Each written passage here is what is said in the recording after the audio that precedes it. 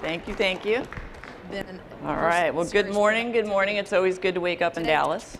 I was here about a week and a half ago, and my husband said, wait, you're going back to Dallas? I said, yeah. He said, we're not moving. I said, all right. It is a great place to be. Can everybody hear me okay? All right, okay, cool. Has everybody had coffee, caffeine? We're all awake, we're all ready to go? All right, cool, because I have a lot to share with you this morning. And it may sound kind of strange. I was talking to a friend this morning. She said, what are you doing in Dallas? I said, I'm going to do a presentation on Hispanic consumers. She said, in Dallas? Don't they know everything there is to know about Hispanic consumers? There's a huge Hispanic population here. I said, yes, but you always want to stay up to date with what's happening because this is a changing demographic. And what we see, because we've been tracking Hispanic consumer behaviors for several years, we are seeing some things that are shifting. So we're going to talk about some research that we finished recently and talk about what are the implications for you guys as operators. How many folks here are operators of restaurants? Okay, and everybody else is suppliers, kind of in the food business? Okay, great. So hopefully we'll all have some good key takeaways. I'm going to throw a lot at you, so don't be overwhelmed or whatever. If you're interested in receiving the presentation, just see me after. Give me a card or something and I can get it to you, okay? So good to be here. And of course, Hispanics, Latinos, we're going to use the terms interchangeably during our time together. 17% of the total U.S. population by 2060 will account for 30%. So it's a growing demographic, and it's an incredibly important demographic and a very diverse one. So it's important that we take all of that into account and understand what does that mean for your business as a restaurant operator or as a food or beverage provider. So today we're going to talk about their restaurant patronage. Where do they go? How often do they go? What's important to them in terms of their attitudes and purchasing decisions, kind of what drives their decision on where to go, what they're going to order. We're also going to talk about some trends and opportunities, some different things that we see percolating up, as well as some key takeaways. So just to give you a quick background on who is Technomic and where is she getting all this information. Technomic's a 50-year-old firm, actually 51 years old, based in Chicago, and we specialize exclusively in the food service industry. That's all we do is food service, whether it be non-commercial food service at retail, convenience stores, full service restaurants, limited service restaurants, everything you can think of, we cover it, that's all we do. And we study and follow the trends and everything through a variety of databases and ongoing consumer research. So I pulled on a lot of that today, but primarily on a major study that we do every couple of years about Hispanic consumers. So this one just literally came out of the field. This is very, very fresh information.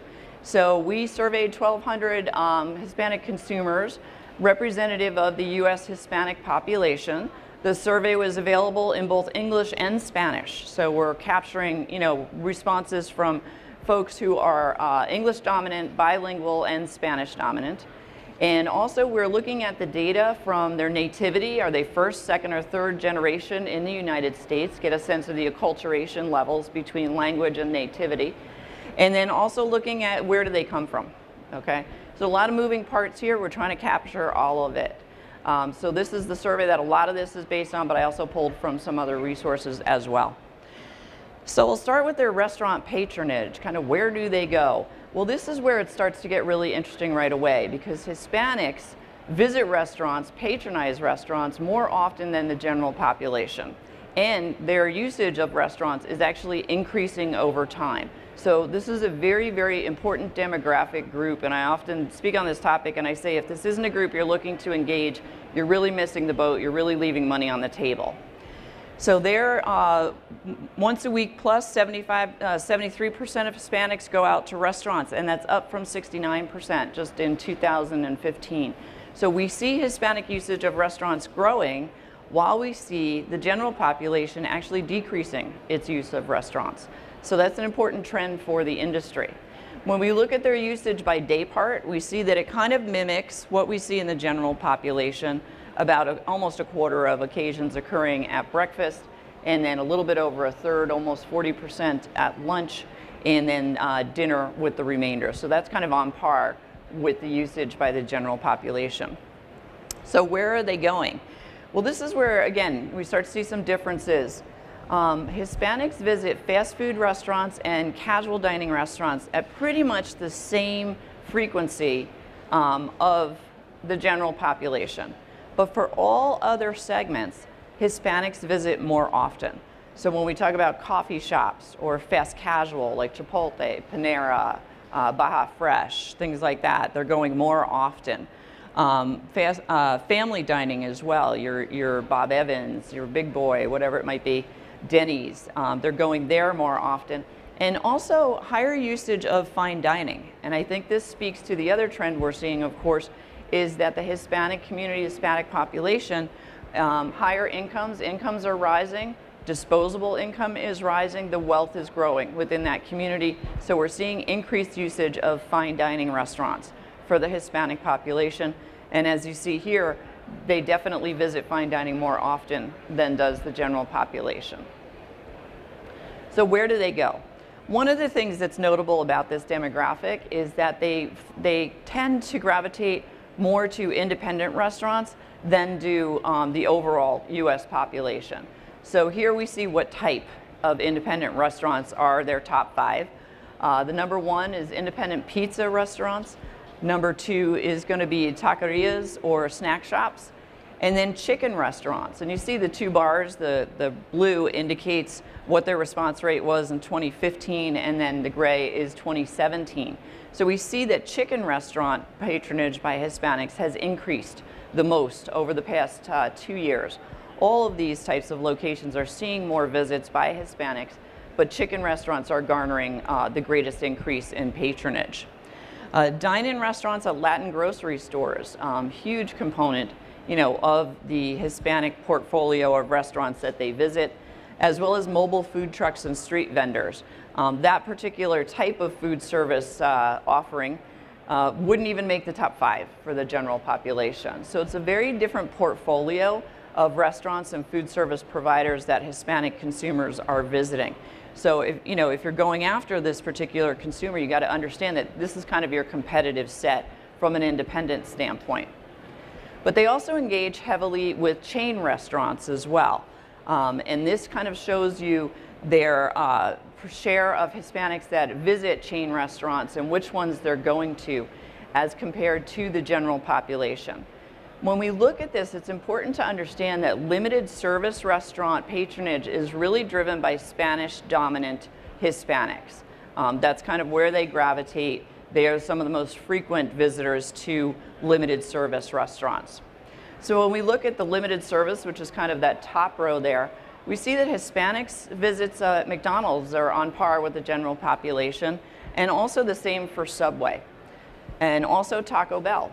But things are a little bit different for Burger King. They're heavier users of Burger King than the Gen Pop, and also Kentucky Fried Chicken. Much increased in terms of their visitation of Kentucky Fried Chicken versus the general population or consumers overall. Looking at full service restaurants, again, we see that they go more frequently to Applebee's, to Olive Garden, IHOP, Denny's. Extreme over-index there for Buffalo Wild Wings. And the 2 chains where we're seeing increased visits by Hispanics is Applebee's and also Buffalo Wild Wings. So you can see that the preferences are different. The types of concepts that are appealing and attractive are different for Hispanic consumers than for the overall population. So again, this is the competitive set for this group. So what are they ordering? We kind of broke it down by menu. By day part and by menu part.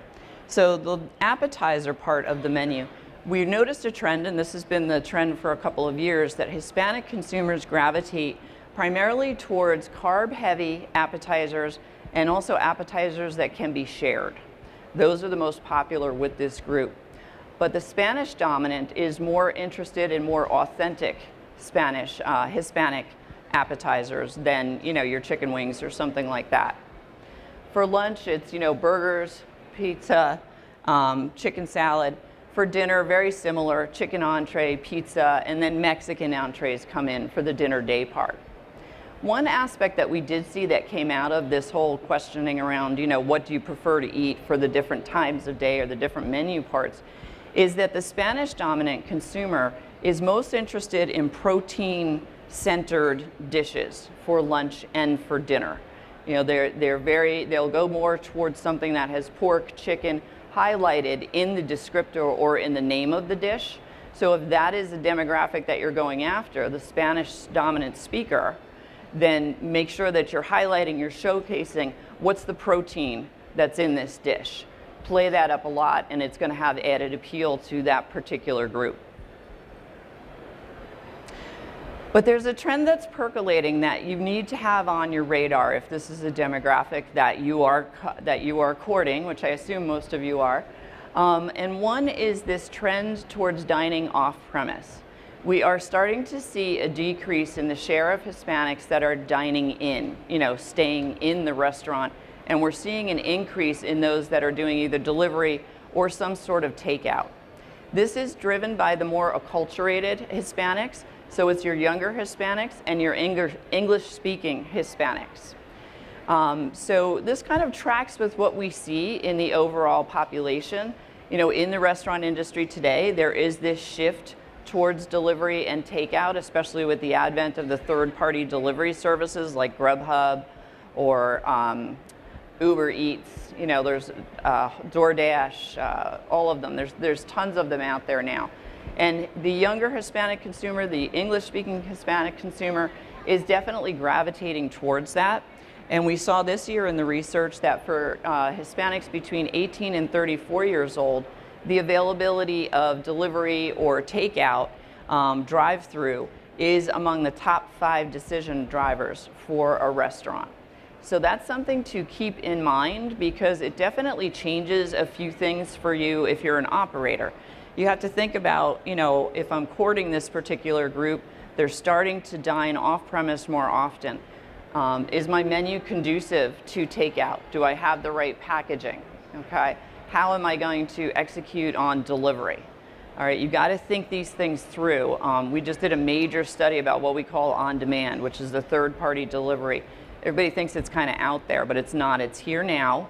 It's happening. It's impacting kitchens. You know, you don't want to get in a situation where you partner with a Postmates or something like that, and then your kitchen is really slammed and overwhelmed. So I recommend thinking about it now because we expect this trend to grow overall and to grow with the Hispanic consumer, again, because it's really, really being driven by the younger consumer, which tells us it's only going to increase and grow over time. So your job right now is to kind of get ahead of it. Be thinking about takeout and delivery specific for the Hispanic consumer. So let's talk a little bit about their attitudes, their purchasing decisions, kind of what drives, you know, the decisions that they make about where to go and what they're going to order. So starting with the restaurant itself, what's important? Well, here's the top 5 things that they say are important in the decision of which restaurant am I going to go to tonight, what we call the where to dine decision. The top is convenient location, then the staff, are they friendly? You know, they look at that definitely as a priority. Low prices is important, order accuracy, and I think we're going to see that become more and more important as delivery and takeout continues to grow. And then the atmosphere is good for families. You know, Hispanics, a very family-centric culture, so that percolates up. You wouldn't see this on the general population in terms of the top 5 things that are important in the where to dine decision. And, you know, openness to families just doesn't make the top 5. And then fast service. What's interesting is the convenient restaurant location is the same across the general population, as is the over-index for baby boomers. You know, everybody wants it convenient, but for baby boomers, they don't want to go too far. We see that in the general population. We see that mirrored in the Hispanic population. Also, the low prices across the industry, whatever consumer group you're talking to, younger consumers are most interested in seeing lower prices. They don't have as much money in their pocket, and you know, so that's going to be highly appealing to them. Value is very important to the Hispanic consumer, but the value equation for the Hispanic consumer is different than that of consumers overall. So when we talk about value, it's not just about price. Price plays a role, it's always going to be there, but the value equation for the Hispanic consumer has a lot to do with food freshness, food quality, food taste, the atmosphere Am I comfortable? Do I feel welcome? And then again, is my family comfortable? Can everyone in my dining party find something that they want to eat? Are we all welcome? Is the seating conducive to a larger group? Because Hispanics tend to dine in larger groups than the rest of the population. So the value equation is a little bit different, but it's extremely important, particularly at both limited service and full service restaurants. So those are all, all those types of things are what they take into consideration when they think about where am I going to go out to eat tonight. So, as I was saying, the family is so important in the Hispanic culture. We all know this. And dining out, well, actually just mealtime is the most important time for families to connect and to gather. We hear this time and time again through the research that we do about different ethnic groups. For the Hispanic culture, mealtime is really like the heart of the family. It's when those connections happen, when those conversations happen that are so important. And they actually respond that restaurants are a great place for family and friends to connect, to catch up. We see here 67% say that restaurants are a great place to do exactly that. That is higher than the general population. It's only about 53% who say that restaurants are a great place for me to get together with my friends and my family. So the restaurant industry provides a really great solution for Hispanic families and just Hispanic consumers to connect with their loved ones. It's a huge point of socialization for them. But we also want to keep in mind that that group that comes in is often going to be multi-generational, because Hispanic households tend to be more multi-generational than other consumer groups. So again, is your restaurant menu, does it have things on it that are going to appeal to all different age groups, from young children to older people? Is your seating conducive to groups of different ages? Is it going to have that broad appeal so everyone can come in and feel comfortable? Because that's very important, and it goes into the decision in terms of where they're going to go out to eat. Okay. Once they're in the restaurant, the menu attributes that they say are very important. Again, this is kind of similar to what we see for restaurant consumers overall.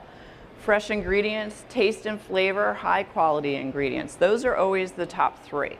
Okay, but they're more important to Hispanics than to other consumers.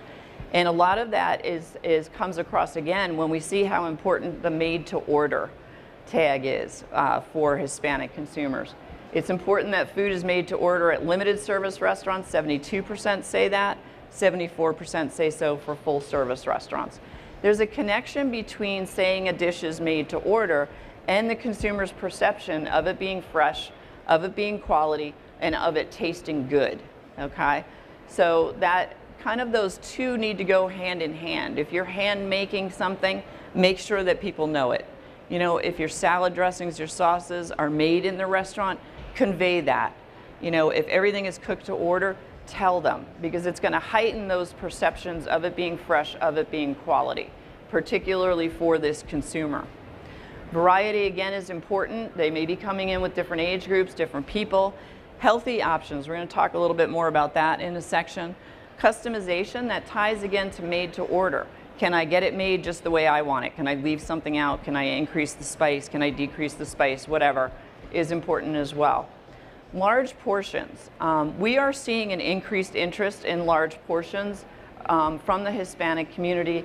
It is driven by younger consumers and also Spanish dominant consumers. And I think that relates to their interest in value around price. Want to make sure that they're getting a lot for their money at that point. And this issue of health, all consumers say that they want much healthier foods to be available. Whether or not they're going to order them is always a question. I get that all the time. There's this huge demand for healthy foods, but sometimes it's the lowest sales item on the menu, right? We all say that we want it. We don't necessarily order it, but you want to know it's there. But what came across through our research, and it has over the past couple of years, is that the Hispanic consumer's approach to health is very different than the overall U.S. population. Eating healthy, it's a way of life. It's an ingrained part of the culture. It's how they approach eating overall. So for the Hispanic consumer, when we see here, they over-index as compared to the general population on saying that they always eat healthy and they don't have a diet, or they follow a specific diet, okay? So food and what it brings to their body in terms of nutrition and being healthy is just a focus of their lifestyle, as opposed to something I have to do because I want to be healthier. It's just a way of life. And offering those healthy foods can increase traffic from Hispanic consumers. Here we see that 44% say that they'd be more likely to visit a restaurant that offered healthier options. And that's increased since 2015. I'm sorry, it has increased since 2015, but here we see that it's higher than the 33% of the overall population that say the same. And kind of a note on this, we were just talking about the importance of family and multi-generational. This interest in healthier options is highest among Hispanics who are millennials or Generation Z. So pretty much it's 39 and younger are very interested. Those are also the consumers who are most likely to have young children in their households, right? So they want to pass on this importance of healthy eating and healthy eating as a lifestyle to their children. So if you have a children's menu, make sure that you have healthy options on it, because that's going to heighten the appeal of your restaurant, of your offering to these consumers, because it is a cultural value and it's something that's important to them, it's important to their children. It's going to make your restaurant more appealing, more likely that they're going to come in if they know not only are there healthy options for me, but also for my child. When my son was 5, the only thing he ever wanted to eat was macaroni and cheese and broccoli. And we used to go to Friendly's or something and they'd say, well, would you like a hot dog on the side? He'd say, no, I'd want broccoli. They would look at him like he had 6 heads. They couldn't believe that a kid was actually asking for broccoli. It's like, no, some of them actually will eat healthier foods. They will eat fruits and vegetables. It boggled my mind that it wasn't just there on the menu. We always had to ask for it. Now you see, fruits, vegetables, healthier options more often. But for the Hispanic community, they're really looking for that for their children. It's got to be there. It can be a deal breaker in some instances. So the descriptors, how you describe the food on your menu is important, regardless of the consumer group that you're looking to engage and that you're trying to attract into your restaurants. So how you describe it is so important. And what we find is with Hispanics, the healthy terms that really resonate with Hispanic consumers are what we at Technomic call the health halo terms. These are descriptors that give the impression that the item is going to be better for you, whether or not it actually is. Because these are the descriptors that speak to freshness, that speak to quality, that speak to it perhaps being clean, free of additives and preservatives. So it's things like homemade, that definitely ranks high with Hispanics. Fresh, obviously, made from scratch, natural, real, sustainable, authentic, premium. These things don't say anything about, whether it's fat-free or low in sodium or whatever it might be, but it speaks to the freshness, the quality, the care that's put into the item, and that gives the perception that it's going to be better for me, it's going to be healthy. So take a look at your menu, think about what you're offering. Are there items that fit these descriptors? Call them out, okay? These perception builders are very, very important to their willingness to order something and even their willingness to spend more for that particular item. That's kind of your great double play there. But there's 3 attributes that we see kind of percolating up and becoming more important to the Hispanic consumer when they're looking at the menu. One of them is GMO-free. The other is vegetarian, and the third is vegan.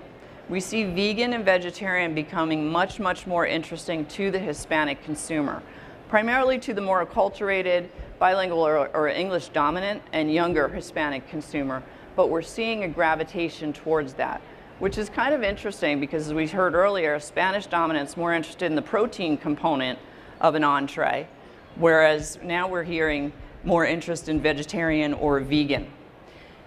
I love this little chicken here. This is a poll from an ad that Taco Bell was doing. They were really trying to promote vegan and vegetarian options in some key Hispanic markets. So they did this earlier this year, this campaign on billboards and things, and it was in New York, Georgia, and Florida.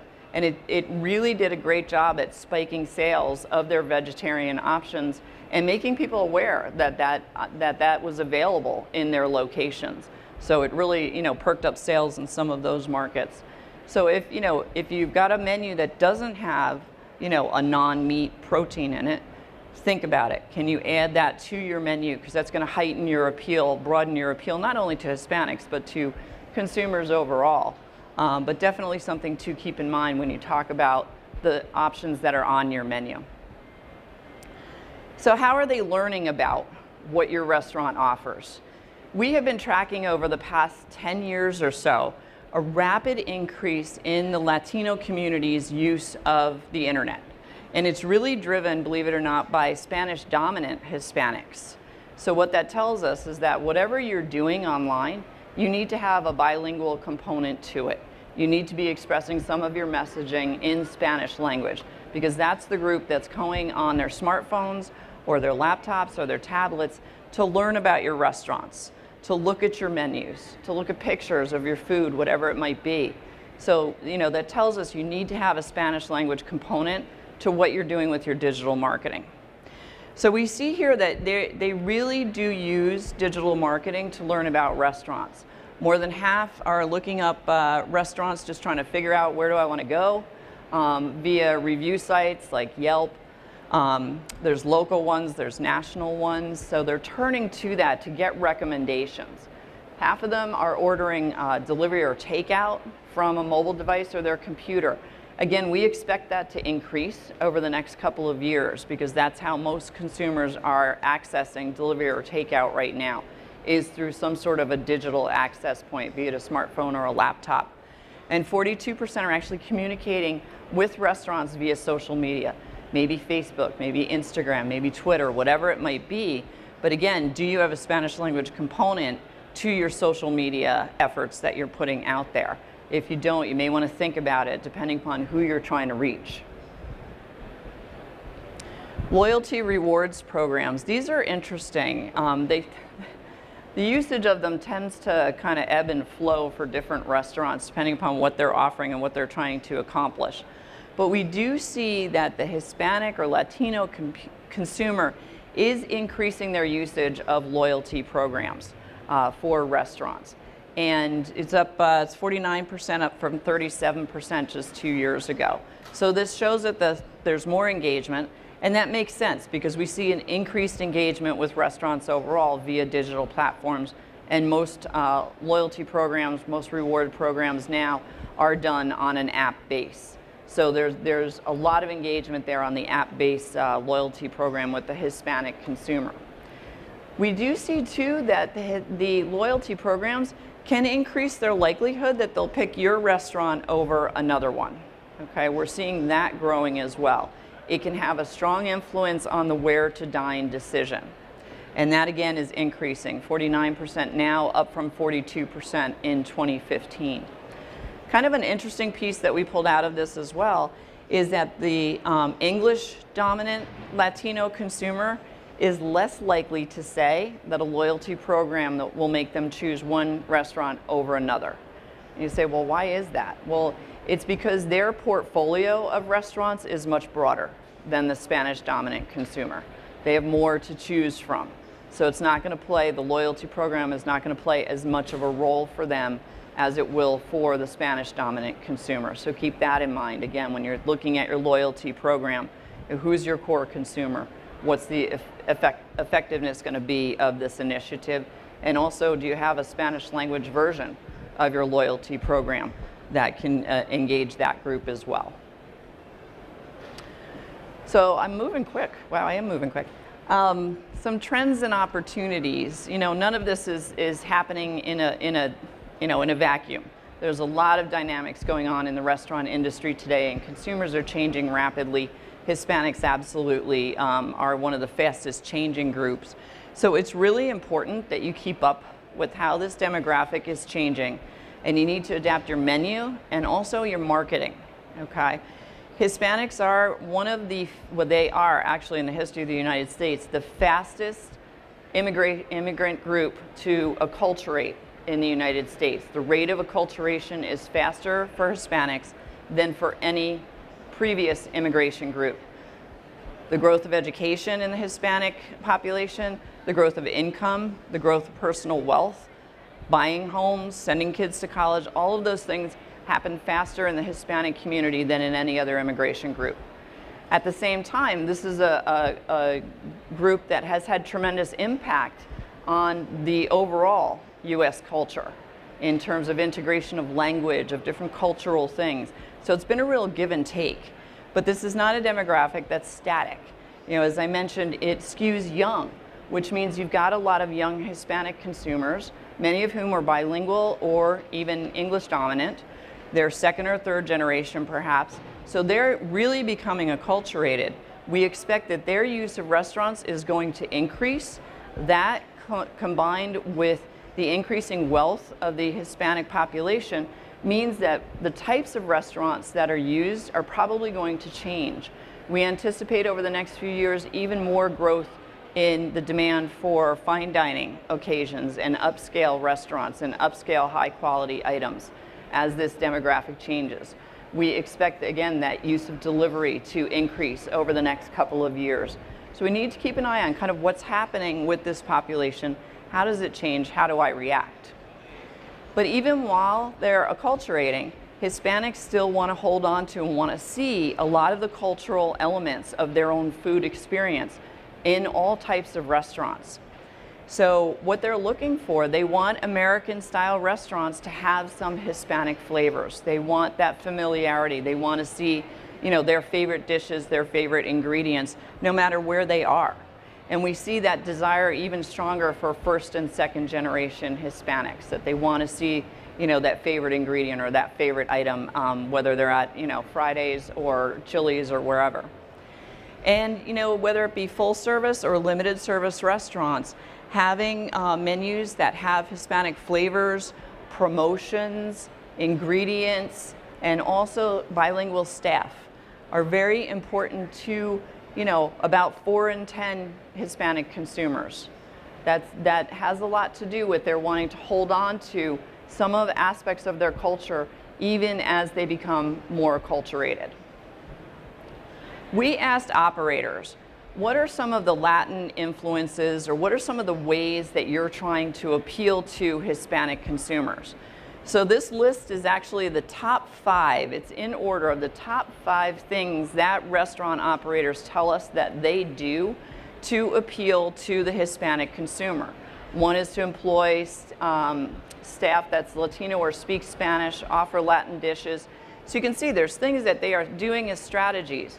But then on the right, what you can see is the ones that they tell us are most effective in building their sales, their patronage with Hispanic consumers. And what they say is most effective is to integrate Latin flavors or ingredients in non-Latin dishes. They're finding that that is one of the most effective ways to, you know, engage the Hispanic consumer.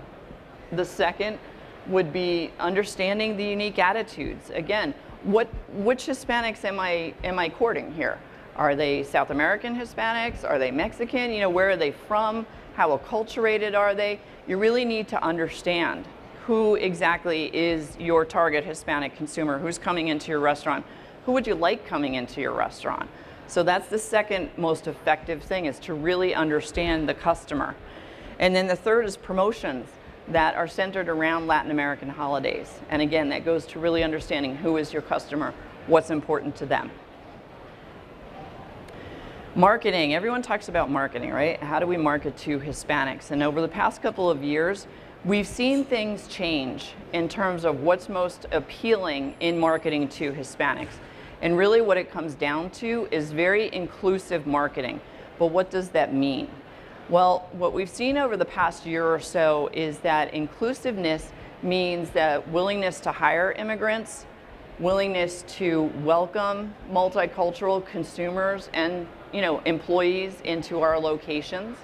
And that's something that the Nando's chain has absolutely embraced with the messaging that they've been putting out since earlier this year with the "Everyone is Welcome" hashtag and the way that they're approaching it.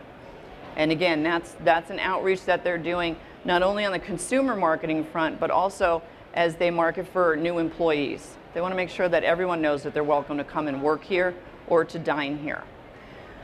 Another one is the support of, you know, Rick Bayless. He's got a number of really, really great Latin-inspired concepts and he actually shut down all of his Latin-oriented restaurants on the National Day Without Immigrants. He joined that effort. Now, both of these concepts, you know, the way that they're reaching out, the way that they're looking to engage, is authentic to who they are as a brand. Okay, that's the one caveat to this type of marketing. It needs to actually align with your core values. And if not, it'll be seen as pandering. So you have to be very careful about how you approach these issues. But that whole notion of being inclusive is important, and it really can drive more customers into your restaurant. You know, here we see that 41% say that I'm now more likely to visit restaurants that support Latinos publicly through messaging or through some of their activities than I was 2 years ago. And it's actually higher for those who are first-generation Hispanics. So, you know, being a part of this inclusive approach can, you know, help your business in many ways, not only in attracting customers, but also attracting employees as well. And we all know that the employee market is getting more competitive as well. Spanish language ads, you know, a couple of years ago, all the major chains started doing Spanish language ads. Oh my gosh, we have to have our ads in Spanish. They are most appealing, of course, to Spanish dominant consumers. You know, essentially what this does is this tells them that they're welcome in the restaurant before they even go there, which is very, very important, okay? But it's also important for 4 and 10 bilingual. Less important to English dominant, but what we heard there is that it is important to younger English dominant, and we're thinking that that's because they probably live in a household that have some Spanish dominant older members of their family. They want to know that their whole family is welcome there. So the Spanish language ads are important, but again, put it in context. I remember back in college, a great example, why didn't the Chevy Nova sell well in South America? Nova means doesn't go. You got to think these things through, you know. There have been a couple of misfires on the restaurant front, but overall, I think that ability to reach out with a very targeted Spanish language ad, don't just translate your English ad, you know, are all the cultural cues there, is the terminology correct, may even have to do a dedicated campaign. But for the Spanish dominant consumer, it's very important. It speaks to their level of comfort, and it talks a lot about your inclusive approach. The second thing to be thinking about is your menu. And, you know, we heard earlier that, you know, operators saying, and then we heard also from consumers, there's this high interest in seeing Latin ingredients or Latin flavors in non-Latin dishes, okay? So that tells us they're looking for that authenticity, they're looking for the familiarity, but they're willing to experiment, they're willing to be open to some new experiences. So how do you balance that on the menu? There's a couple ways to approach it. 64% of Hispanic consumers say that it's important that food at Hispanic restaurants taste authentic. How does that happen? It happens through authentic ingredients, and it happens through authentic recipes, okay? Those are kind of the two things that they look for there. 59% of them say that it's important that Hispanic foods at American-style restaurants taste authentic, okay? But when we look kind of deeper into that particular data point, we saw that it was more important for Spanish-dominant Hispanics than for all others. And that indicates that they are going to gravitate towards authentic or familiar Hispanic dishes, whether they're in a Latin restaurant or they're in a more broad-based American type of restaurant. That's what they're going to gravitate to, that's what they're looking for. So something else to keep in mind if you're courting that particular demographic. And then we asked them, you know, how important is authenticity in ingredients and in, you know, the name of the item and the recipes across these different types of cuisine. And the majority of Hispanic consumers said authenticity is important across all types of cuisine. You know, whether it be Peruvian, Cuban, Mexican, whatever it might be, they want it to be authentic. But what does authenticity mean? You know, everybody kind of approaches it differently. It's kind of a broad word, right? But what we heard back is definitely authenticity has to do with traditional recipes, traditional ingredients, and also, you know, not necessarily modernized or changed or updated. You know, keep it to the core, the true essence of the dish. And also homemade, made from scratch, made to order. You know, so that kind of very fresh, quality, traditional, this is what we're accustomed to, this is the way it's done. That's what authenticity really does mean for the Hispanic consumer. But there's an openness, and I think that this is important. I enjoy eating Hispanic dishes that feature a unique twist on the traditional recipe. 48% of Hispanics overall are open to some sort of a contemporization, some sort of an update, or something different. And what this, again, this goes back to that interest in authenticity, but that openness to innovation. And we see that this is highest among first-generation Hispanics. Okay, those are the ones that are saying, yeah, I'm willing to try a new ingredient in a traditional dish. It's a great way to introduce Hispanic consumers to new flavors, to new ingredients, or even to new preparation methods, is to use a traditional dish and just kind of put a spin on it. It's also a great way to differentiate your menu, your offering. And then 42% who say that I enjoy eating dishes that combine Latin American flavors with those from other countries. Fusion cuisine is very interesting to Hispanic consumers. Again, it's a way for them to bridge from the familiar to something new and interesting. Okay, so they're very interested in that. And what I think is interesting on that one is that it's highest among those who are Spanish dominant. You know, those are the consumers that are saying, yes, I'd be very interested in some sort of a fusion. Again, it gives them that comfort to jump off what they know and go into something new or potentially unfamiliar to them. Flavor profile, definitely interested in bold and innovative. 42% say that they would visit restaurants with new innovative flavors or ingredients, which is significantly higher than the general population. And 40% say that they prefer to order a bold and spicy items off of the menu. Again, this is rising. And the whole thing about bold and spicy and heat is really interesting. Overall, Hispanics are more interested. They enjoy very spicy foods more so than the general population. But what we're finding is that the more acculturated Hispanics have the highest preference for bold and spicy foods. They're the ones that really want to push the envelope. And that aligns with younger consumers in the overall population who want to have, you know, the highest level of heat, who constantly want to push the envelope on the spice factor. So again, that goes to the acculturation. They're kind of behaving more like the general population. And the third one that I wanted to bring to your attention is this focus on regionality. The interest in regional or even local food items, ingredients, preparation, definitely we see it across menus, but it comes out a little bit different for the Hispanic consumer. The regional cuisines or the ethnic cuisines that they most prefer are very similar to the ones that are preferred by consumers overall. Mexican comes first, but for Hispanics, they want to see more non-Mexican items on restaurants. They want to see everybody kind of push beyond just Mexican cuisine. You know, there's other Hispanic cultures and regions and countries that have wonderful cuisines, so they want to see more of that. But Mexican, American, Italian, Chinese, this is pretty much the same list that you would see if we asked the overall population the same question. American and Italian are the most available cuisines across menus in the United States, so kind of makes sense that that's there. It's the most accessible, the most available. But we see interest growing the most among Hispanics in Japanese sushi and also Tex-Mex. Those are two regional cuisines that are of most interest to Hispanics. That's growing the fastest in terms of their interest level.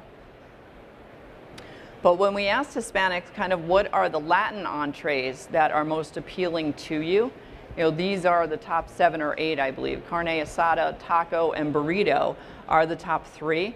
Those are also the most interesting to English dominant Hispanics as well. The one that rounds out the top 4 for the English dominant is enchilada. So this is what they're most comfortable with. This is what they're ordering, most likely to order in a restaurant. So those are the Latin dishes that are of most interest. A couple of trends that we're seeing, and this kind of goes into the regionalization and kind of getting beyond the ubiquitous Mexican cuisine offerings. We are seeing the number of Cuban items increasing on menus across the United States. We have a database where we track, I think we're going up to 23,000 menus every quarter, and we're capturing menus from across the entire industry. And what we're seeing is the growth of Cuban items on menus. And as you can see here, these are, you know, pretty mainstream restaurants: Houlihan's, Dickey's Barbecue, Schlotsky's Sandwich Shop. So we're seeing Cuban sandwiches, we're seeing Cuban ingredients, sauces, flavorings, and also not pictured here, but we're also seeing Cuban coffee is trending in a lot of restaurants as well. So again, kind of getting beyond Mexican, pulling out some other countries from the Hispanic portfolio and really highlighting it. The other one that we're seeing now increasing is regional Mexican items and ingredients. Also seeing that increasing on restaurant menus. And again, you've got some pretty major chains: El Pollo Loco and Rainforest Cafe. I mean, there's a number of them that are getting into, you know, items from Baja, from Yucatan, from Jalisco, different regions that they're pulling out. And that really speaks to authenticity and also differentiates you, because you're bringing the customer something new.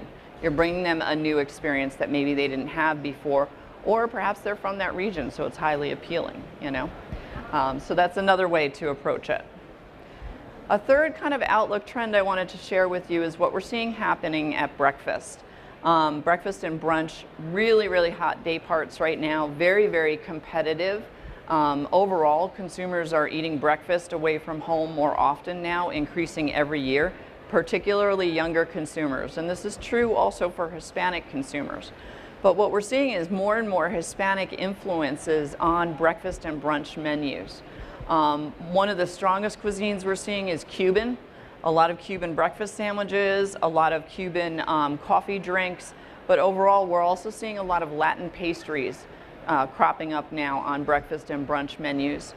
And then in the fast casual concept segment, we're seeing more Latin inspired dishes, and again, getting beyond just Mexican. But we're seeing regional Mexican, but also dishes from other South and Central American countries as well. Here we see an example from Brazil. So, you know, definitely an explosion of regionalism in different parts of the industry. Couple things to take away, just, you know, kind of 4 big points that I would say to think about as you go through the next couple days and go back to your restaurants. You know, it's a diverse, important group. Right now, they do gravitate more towards limited service restaurants, but we're seeing their use of fine dining increasing.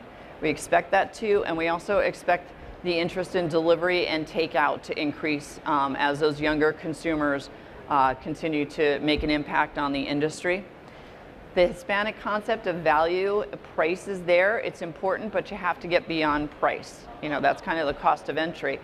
The whole concept of hospitality, of being family friendly, multi-generational groups, can you make them all comfortable and keep them engaged?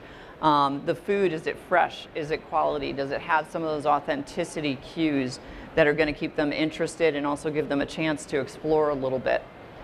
How you market, how you reach out to them through media is important. Social media is probably the place where I would recommend putting a lot of your effort, and think a lot about, you know, what are the social media platforms that your customer is using, and are you communicating with them effectively?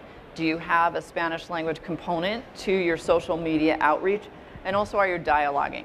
You know, if you're on Facebook, make sure you're responding to what they're posting and what they're saying. That's crucial for all consumers, but also for Hispanics. And then again, the menu. You know, you want to have those authentic items, those authentic ingredients, preparations. You want to convey that there's a traditional aspect to it, but you also want to have innovation and, you know, give them the opportunity to jump off something familiar and try something new. You know, maybe it's a different region, maybe it's a different ingredient, maybe it's a fusion approach, but give them an opportunity to enjoy the authentic dishes and also explore.